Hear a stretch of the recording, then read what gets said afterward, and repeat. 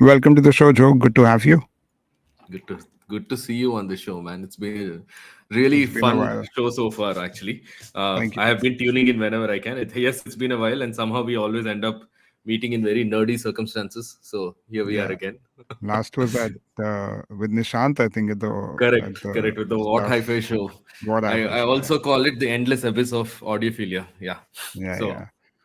A quick plug into the audiophile episode on the podcast. correct. Getting Yeah. right into the Hmm. evolution of mobile photography or smartphone cameras. Hmm. What's your first memory of a, a camera phone experience that made you think, okay, you know what, this is really getting real now? Okay, so I think up till about 2015, 2016, I was primarily using the phone as, just capturing daily things. I would always have my camera in the bag, right? Back in 2016, I was invited for the launch of a Sony Xperia.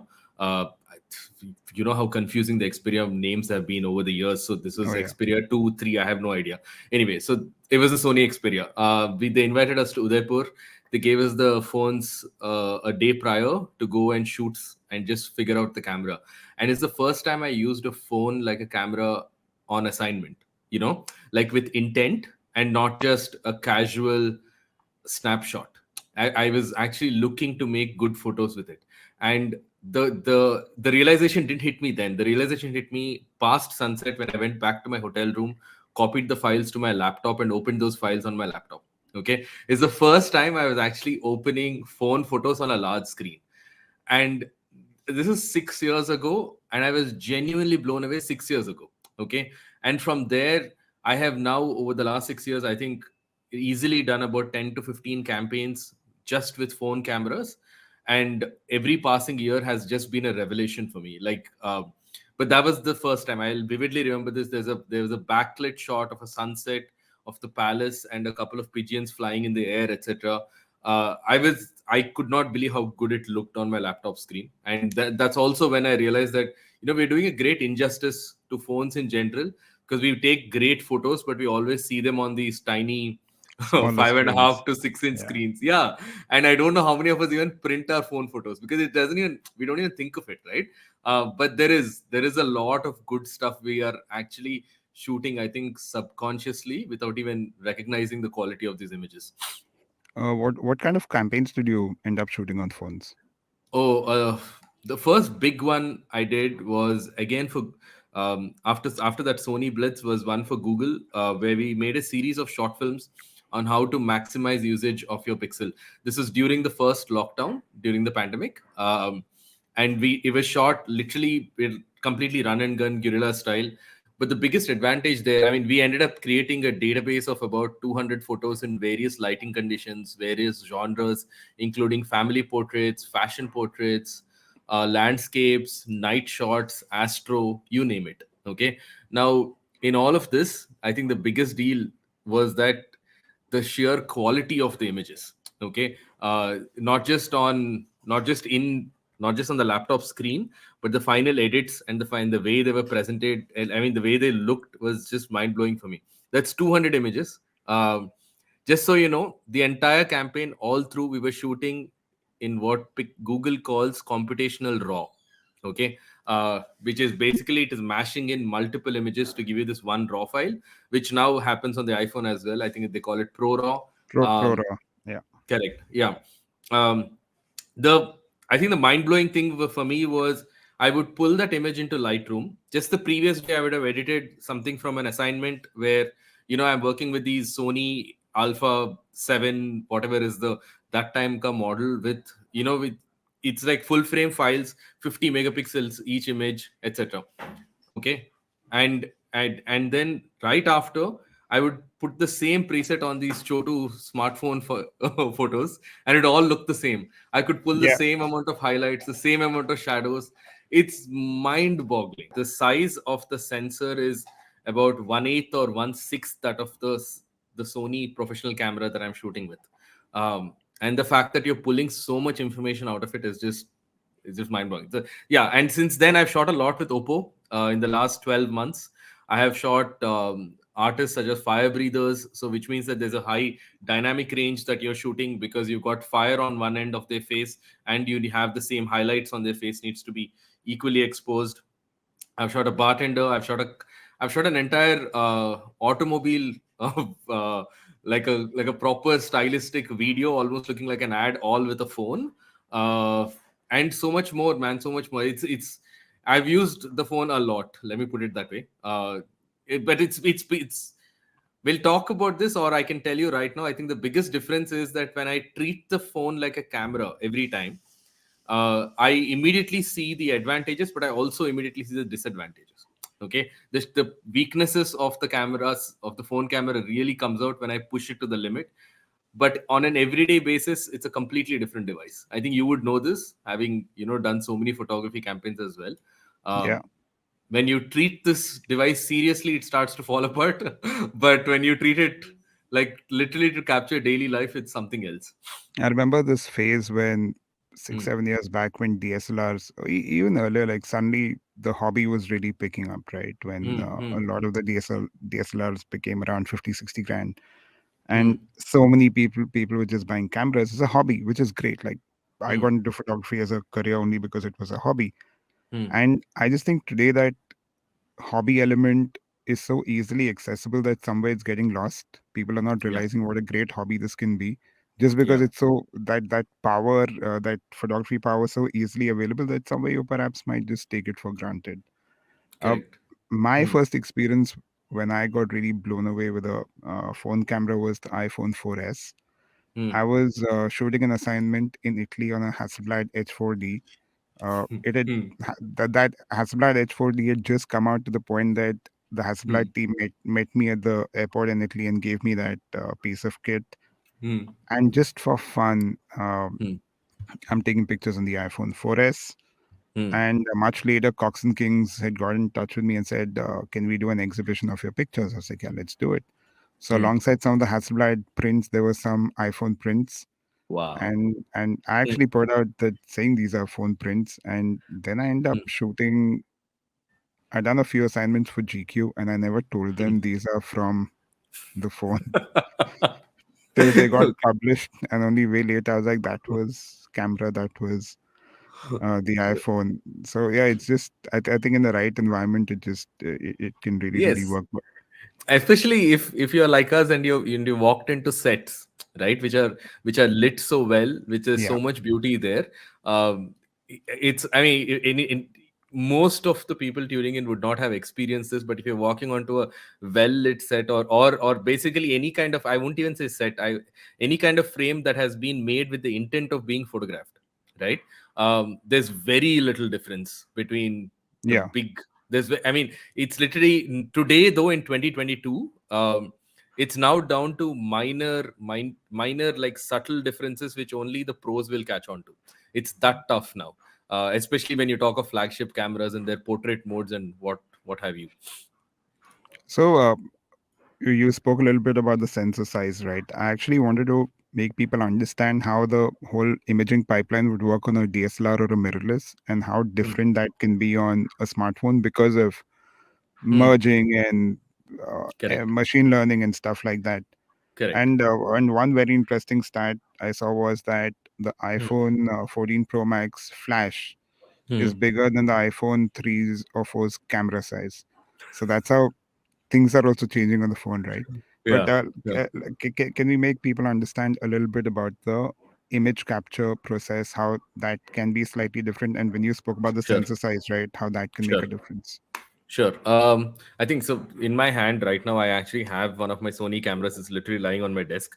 Um, I think the biggest difference is a professional camera or even just a dedicated camera. I think that's the right word to use. Dedicated camera, um, because it can start from 35,000 rupees today to go up to 6 lakhs, or I mean, in your case, the Hasselblad for about 25 lakhs, right? The biggest difference is that the dedicated cameras today are relying on getting as much data as possible, as fast as possible, to the memory cards that they're shooting with.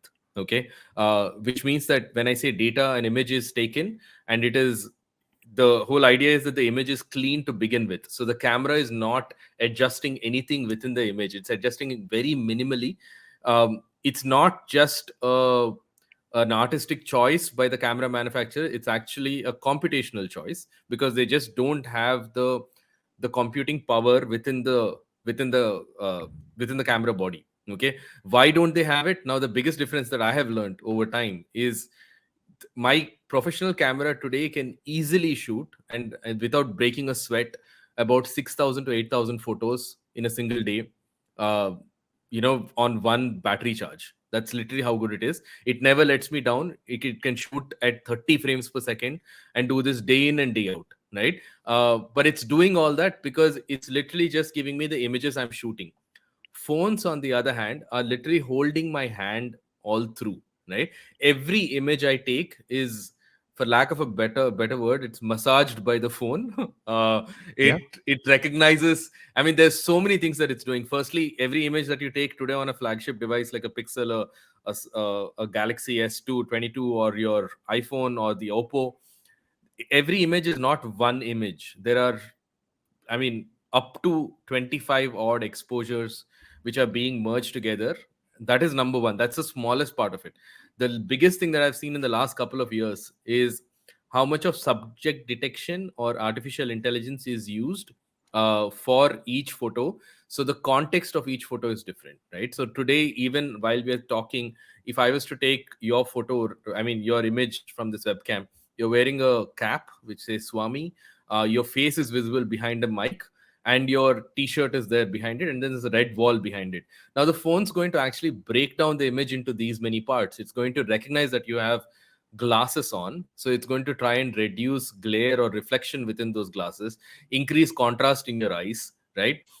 Single out your face, and the just single out your face and then increase brightness there. It's doing all of these things to take one photo. So I found the biggest difference is it's literally the phones are focusing on getting one great shot for you, while the dedicated cameras we're doing are literally about speed and robust Yeah. reliability, time and again, right? And battery life and whatnot, because everything else then is an artistic choice. But this this fun fact here is, I think you will, if anybody's tuning in right now, you have an iPhone with you, take your phone out, shoot a backlit image of somebody around you, or take a backlit selfie. What does backlit mean? Just like pose with, yeah, a light in your frame, right? You're going to notice something very funny. You're going to notice that the rest of the scene apart from you is very contrasty, which means that it's very well defined. It's got a lot of blacks.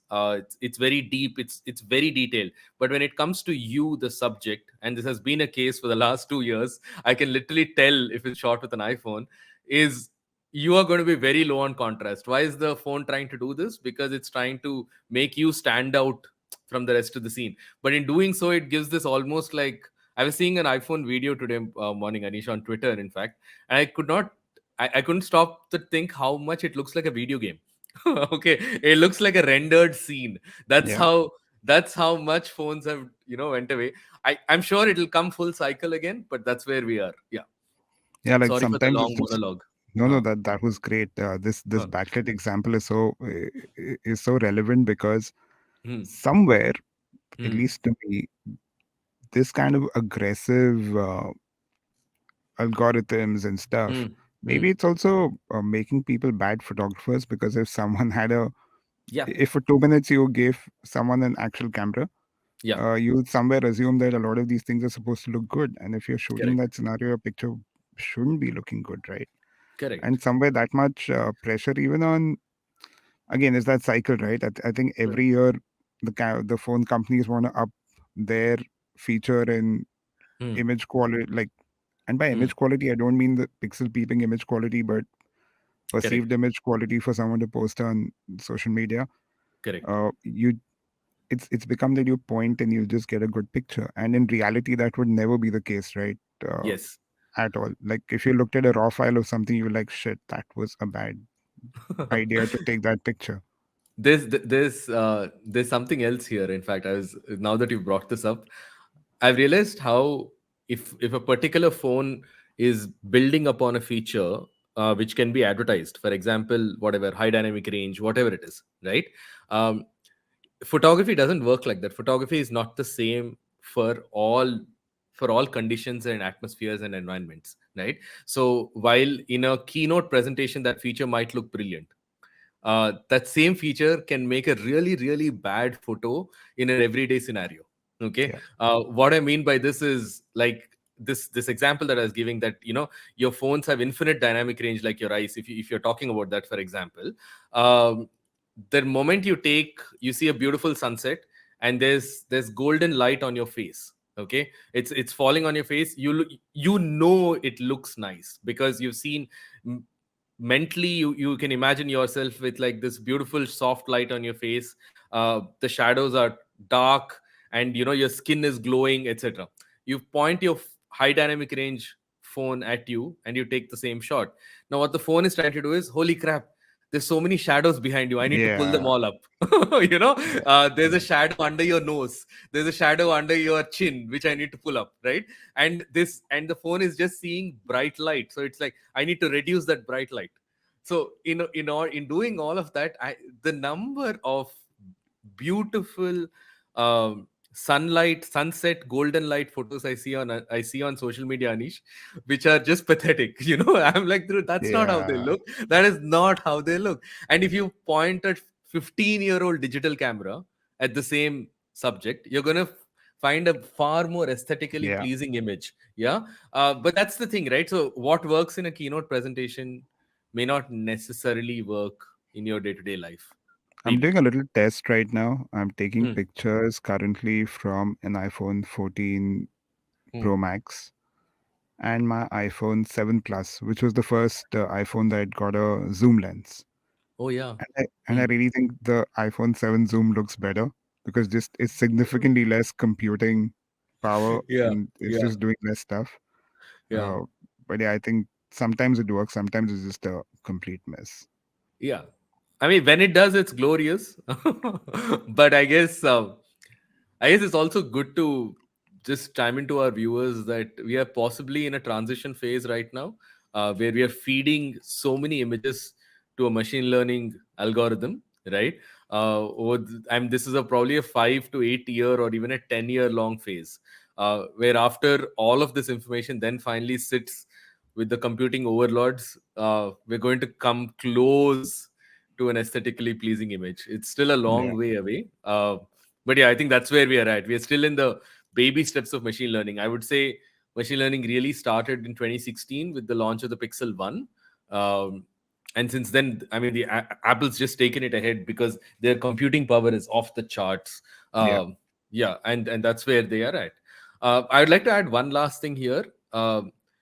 If you are somebody who's never used a dedicated camera, okay, and you're using your phone on a day-to-day basis, I think the biggest difference you will notice when you pick up a professional or even an enthusiast camera is the sheer speed in which a regular camera operates. Okay, there's a certain lack of confidence that I find in nearly every smartphone, including the flagships. Okay, when it comes to focus, when it comes to exposure, they're making so many decisions today that at some point their computing power is ahead of their like their regular stuff. Whereas a camera is just like, this is light, and this much Yeah, amount of literally. light I have, and I'm taking a photo. That's it. So when I'm traveling to nowadays, like I've gone back to this. Okay, so for 4 years now, I have been ditching my camera.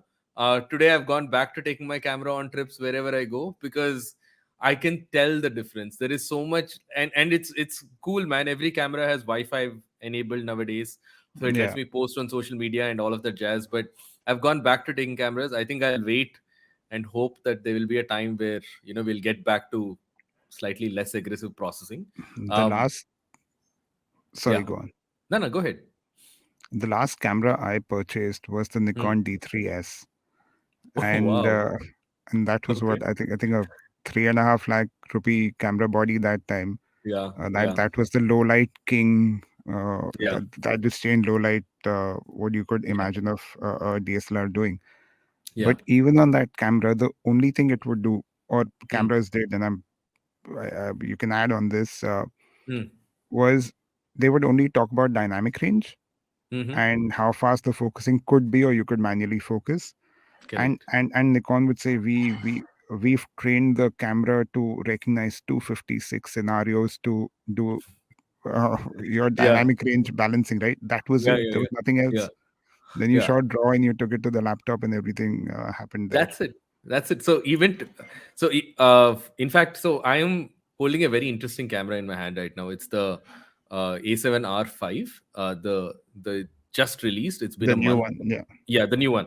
And this is possibly the beginning of, and I have the A1 as well here beside me, but this is possibly the beginning of when we see a little bit of the technology that's being used in phones, the good part of it, it'll might start seeping into professional cameras. So I think the biggest difference now, I mean, in terms of the final image looking a certain way, which phones do is subject detection, right? So they're able to look at an image, study it, and say that this image is made of so many elements. Okay, there is a tree in the foreground, there is a palace in the background.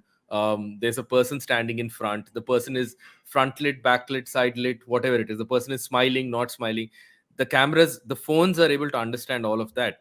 But the biggest difference, I guess, is there are two large parts to an image. One is the exposure, or how the phone is deciding to light a certain image. Okay, and the second is the focus, right?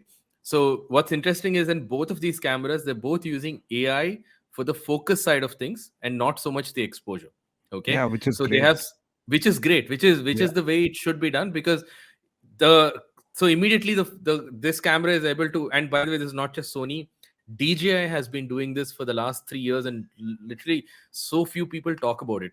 When you fly a drone into the air today from DJI, it can I mean, and you point it at a certain subject and you just select that subject on your screen using your fingers. It can tell whether it's a car, a human being on a bicycle, right, or two people, and it can track them in focus, and it can take it one level above because it's a moving camera, right? It can move the camera around, based on, it can do certain stylized moves which you would not be able to do as a single camera operator.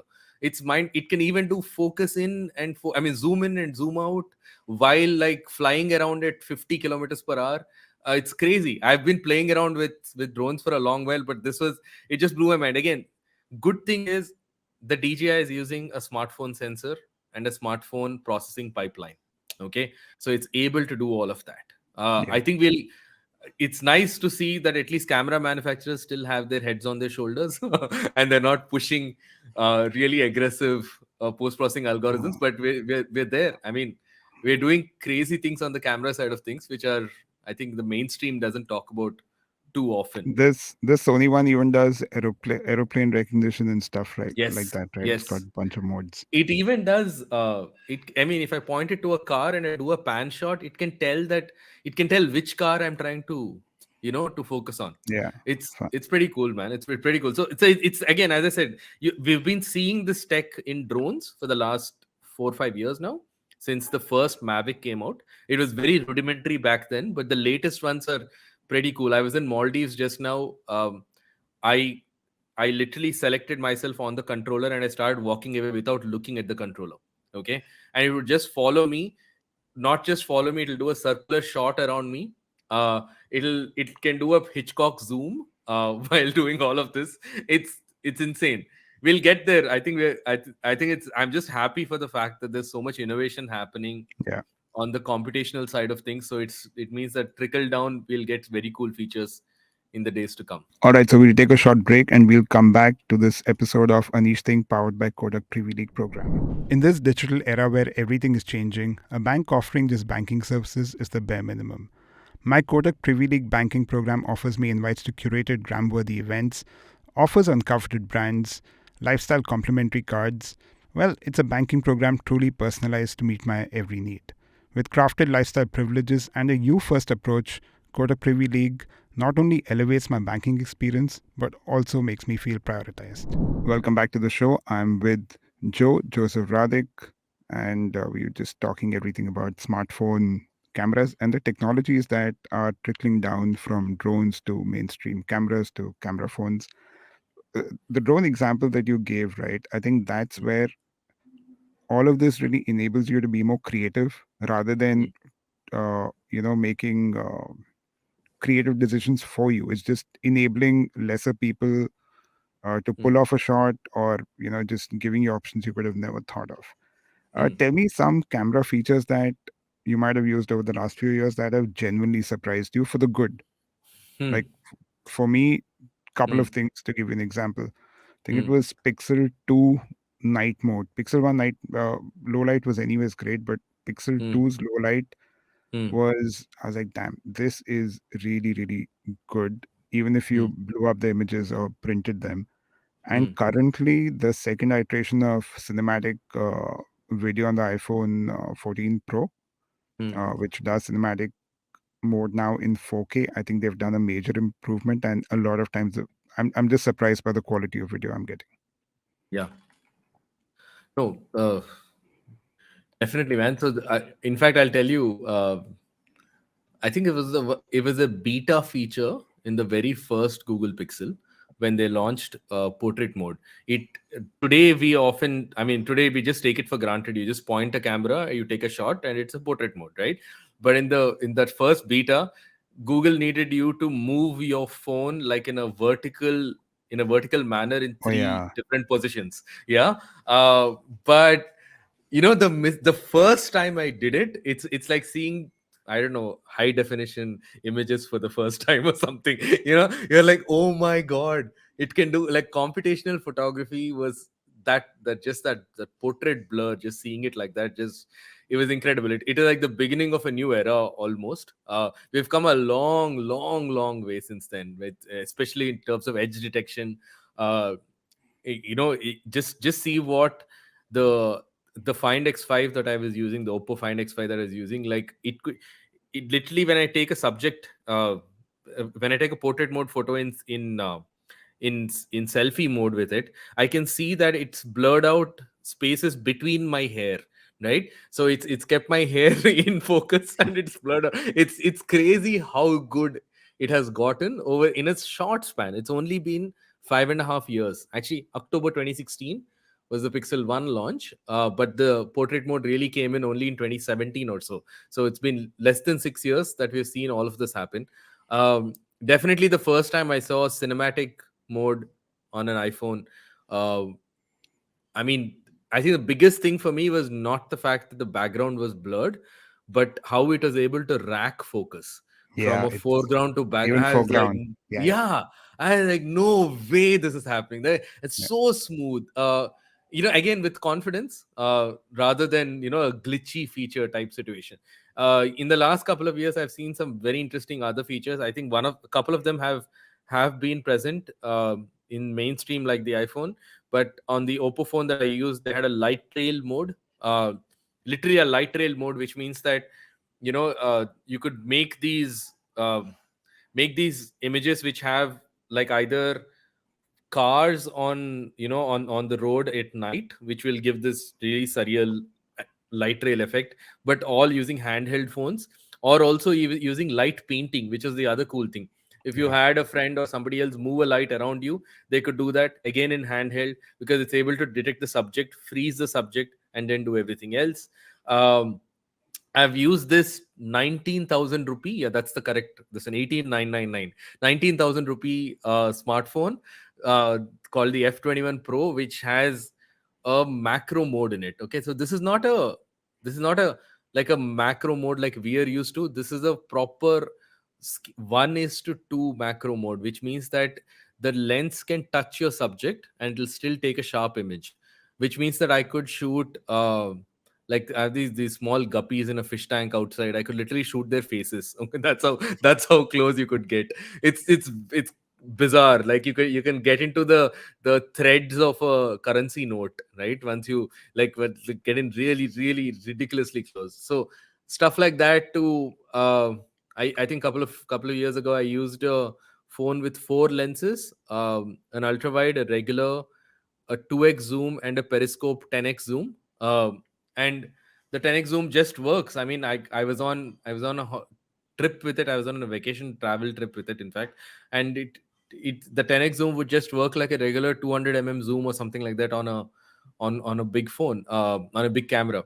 So many things, yeah. But the biggest things are the stuff that I think allow you to make photos that are really cool, but you as a photographer, us as photographers, would recognize that, boss, that takes a lot of effort with a regular camera. Yeah, That takes a lot of effort.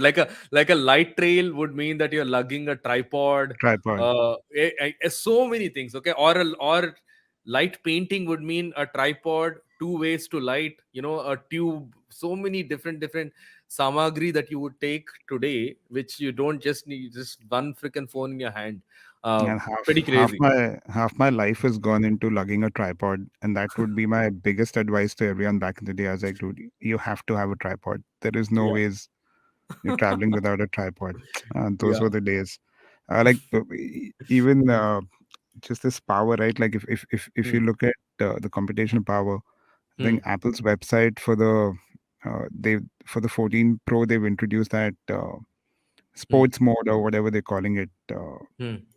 Which acts like a gimbal and like does super Hmm. Action mode. stabilization, action mode. Hmm. And the copy they've put on that is like Hmm. shaky video, fix it in pre.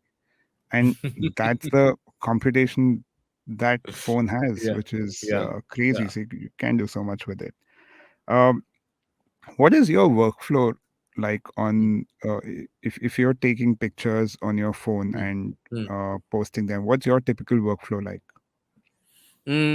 Okay, so two completely different things. I mean, two completely different workflows that I have. One is of my day-to-day phone usage, which is the first one I'll talk about. I don't have that much of a workflow there. When I say day-to-day, it's photos of my dog, it's photos of my wife, it's photos of our life, uh, etc. It's not so much something that I'm treating as something that I need to sit down and edit on a PC. Okay, so these are my number one edit software is still Snapseed. It's only Same. because of it's honestly it's because of laziness more than anything else. I'm just used to opening Snapseed. It's muscle memory at this point, because Adobe Lightroom today is a much better software, especially because it has noise reduction and the ability for me to port over presets from my desktop to phone, etc. But Snapseed is what I use 90% of the time. My Snapseed folder on my phone is synced to Google Photos. So which means that that's the first thing. That's the first part of the workflow, by the way. For 8 years now, all my photos have been on Google Photos. uh, it just helps. I mean, I'm sure if you're on iPhotos, it's the same thing. You will have memories and you will have the ability to just turn back the clock and figure out whatever you want and find photos and find people more easily. Yeah, so Google Photos is number one, Snapseed is number two, right? I also have I mean, I have a grid app. I have a collage making app on my phone. It's a paid app which I bought because it's really nice for putting together Instagram stories or multiple tweets, multiple images in a single tweet, etc. So that's my daily life bit. So, but if I'm on any kind of a trip, like I was in Masai Mara for about 4 days last month, what I tend to do is, while I'll also copy all the photos from my camera to my laptop, right? For edit, I'll also connect my phone and take images of it. Okay, that is my other serious workflow. That is my And usually, what I tend to do at the beginning of such a trip is I tend to turn my smartphone camera's RAW mode on, so I have a second file option as well. So I literally treat it like a dedicated camera, and it's quite fun. It's only, I mean, it's quite sad that the bigger moments in my life is what I tend to see in big detail, when it's actually the smaller moments that mean more, because many years down the line, Google just throws a 2015 memory at me, and it's beautiful, and I wish Yeah. that I possibly use the same workflow, but it's the way of it. What I do tend to do is, I think in the last uh, especially since the pandemic began, since we've started doing all these online sessions, right?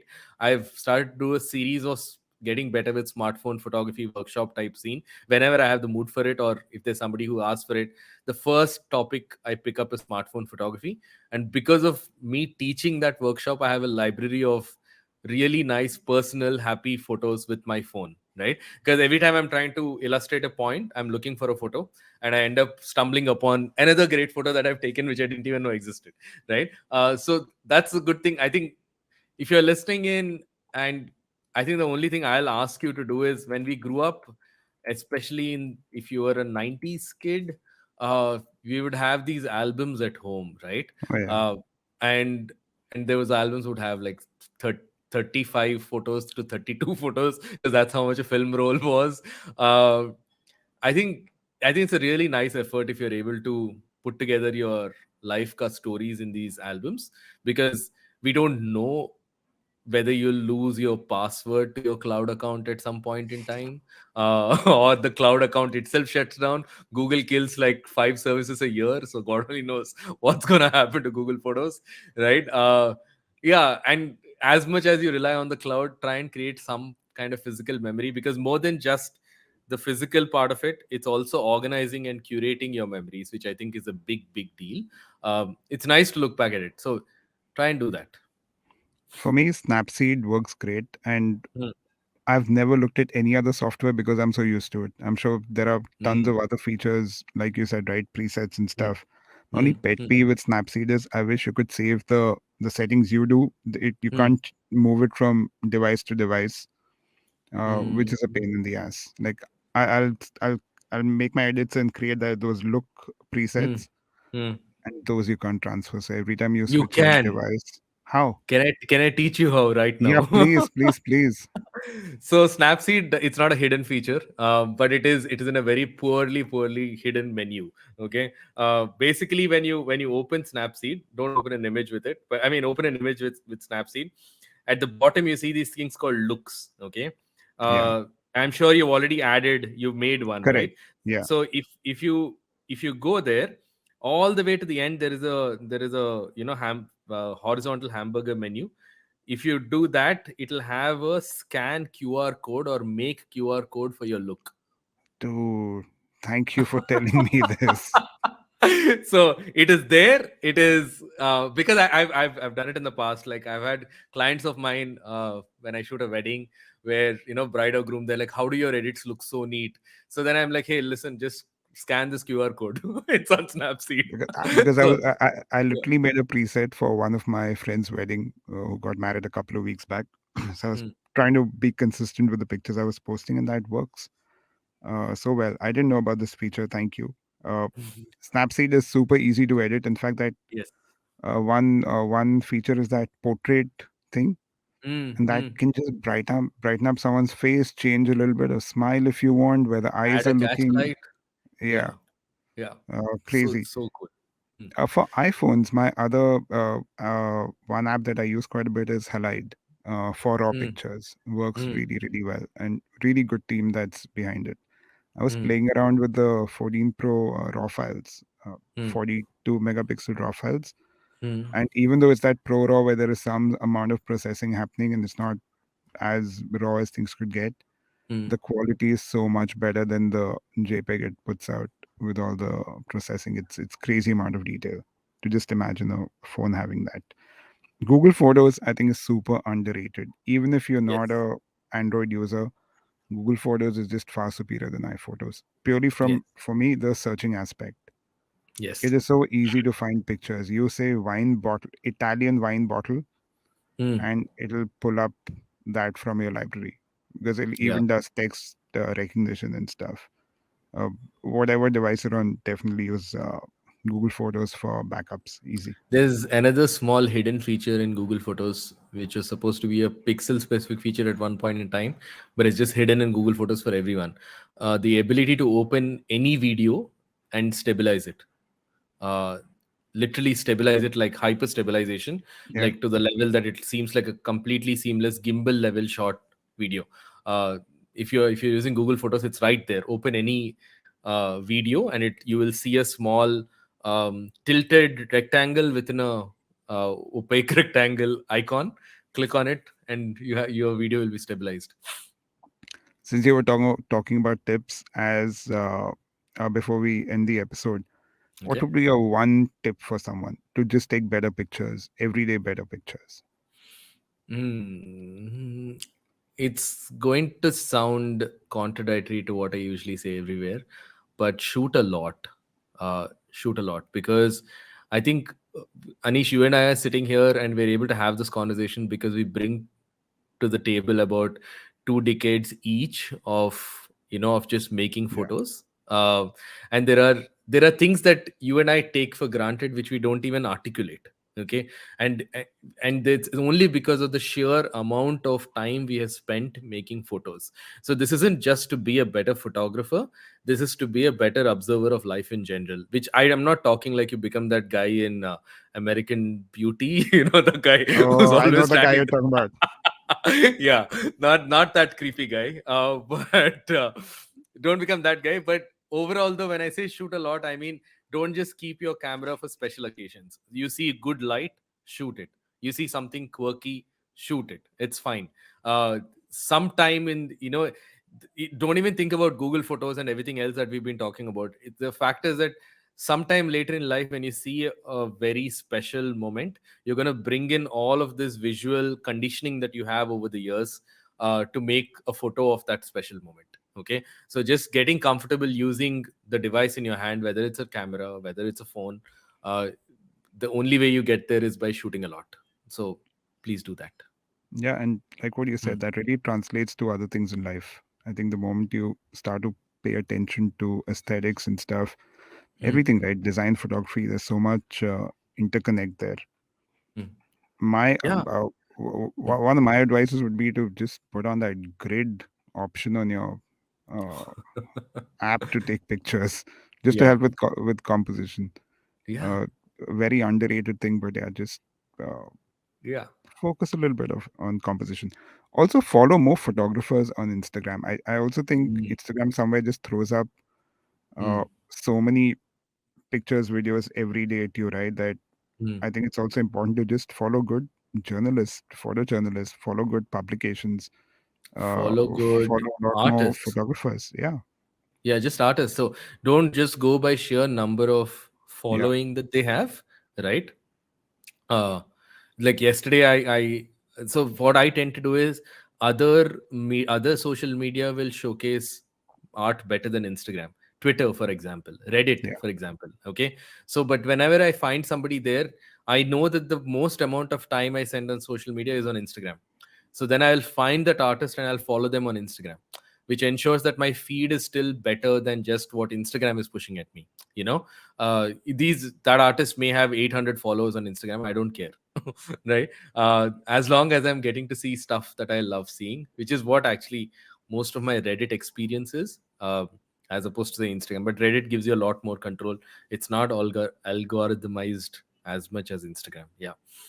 Can you let us know your social media handles? I am at Joseph Radhik. It's like Radhika without an E. JOSEPHRADHIK. It's I'm Joseph Radhik everywhere, on YouTube, on Instagram, on Twitter. If you want to talk to me, Twitter's a good place because it's still I only have a few followers there, so I still like to engage there. Instagram is a bit noisy. You have the blue tick. Are you gonna pay for it now? What's the situation? Absolutely not. I'm not Well, paying for that, man. Like no way. hundred I find dollars it a year for hilarious. that. Yeah. No, but I'm telling you, Anish, in possibly 2 days, Elon Musk will take a call that you don't need to pay blue tick for everyone. I see that happening. So you have no idea what is going to happen in the next couple of days with them. So Cool. Thank you so much for being on the show. thank you so much, man. This is a really fun chat. Thank you.